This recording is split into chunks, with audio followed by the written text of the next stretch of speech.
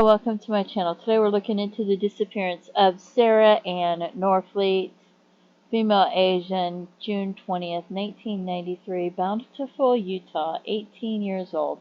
It says she was 5'4" to 5'6", 140 to 145 pounds. Last seen, Bountiful, Utah. She may have traveled to Nevada or California with a male companion. There's been no contact from Sarah since she went missing, which is out of character for her. She is biracial, Asian, and white. Brown shoulder-length hair, brown eyes. Scar on neck, throat, scar on upper lip. Images.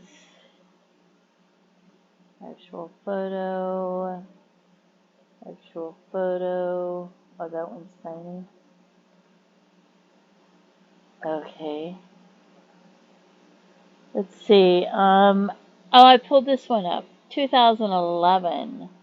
There was a body found in Arizona, 18 to 75 years old, about 5'3", and she was 5'4" to 5'6". Estimated year of death 1989 to 2009. Estimated PMI years. 2 plastic bags containing both prehistoric skeletal remains and more recent skeletal elements were left on the grounds of Tucson, Arizona funeral home. Head not recovered, torso not recovered, 1 or more limbs not recovered, partial skeletal parts only. 2 plastic bags containing. Wow, that's just. Because I was trying to find somebody that around the time she went missing, that was about her height, and I don't know, I just really had a hard time doing it. And so I found that one, so I decided to leave this one in. Because I'll go through and look. And, you know, the odds of that being her are probably slim to none, but that's the one I'm leaving in. So we have the Doe Network. And I don't know what they did here, but it looks like there's a few typos in the height and weight.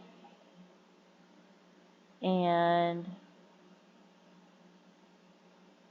let's see, there's some information about her. You can pause it and read it if you like.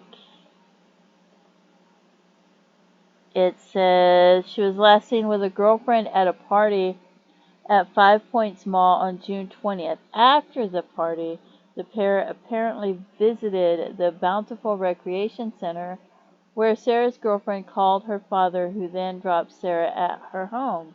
She was reported missing September 3rd after she didn't call or visit home for the birthday of her twin sisters. Norfleet moved with her family from Fort Bliss, Texas to Bountiful several years before. She lived with some friends in Salt Lake City for a while, then moved home again, May 1993. She was not employed. She had no money. She had volunteered for the Utah AIDS Foundation, but none of her friends have spoken with her since her disappearance. So I don't know what happened to her. Here's the Charlie Project. This says she's 5'2" to 5'4", which would let the 5'3" fit in there. Norfleet has previously fractured her upper and lower jaw on both sides. She had surgical plates with pins in her maxilla. She was born with a cleft palate and had it surgically repaired. Scar on the center of her throat. She was last seen when friends dropped her off at her residence, June 20th, 1993. Okay. Her loved ones did not report her as a missing person until September, 2.5 months after she was last seen. They stated it was not unusual for her to drop out of sight for a few days, and they thought she'd simply run away again. Richard Sadler is the only suspect in her disappearance. He had worked as a church janitor in Bountiful, but quit the job around the time she disappeared. Investigators interviewed him when he was in jail in Nevada for unrelated charges of kidnapping and robbery, but he said he knew nothing about her disappearance. Authorities haven't disclosed why Sadler is a suspect in her case. His current whereabouts are unknown. Norfleet was unemployed, had no money. She is originally from Fort Bliss. She had lived with friends. I read all that before. Her family believes she met with foul play, and it is uncharacteristic of her to be out of touch with her loved ones. Her case remains unsolved. So if you have any information about what might have happened to her, please come forward and let authorities know. Maybe you gave them the information years ago. If you did, please give them the information again. Because you know how the case files are after this many years. You know, case files go missing. They've, we've had where they would store things probably on a Word, taking notes in a word processor, then the floppy disks and software programs. And it's been a lot of years, so anything that you know might be helpful to them, even if you feel like it's hearsay. Let them know that, let them decide, and don't forget to pray for her loved ones and her family. Please feel free to leave comments, and have a blessed day. Bye bye.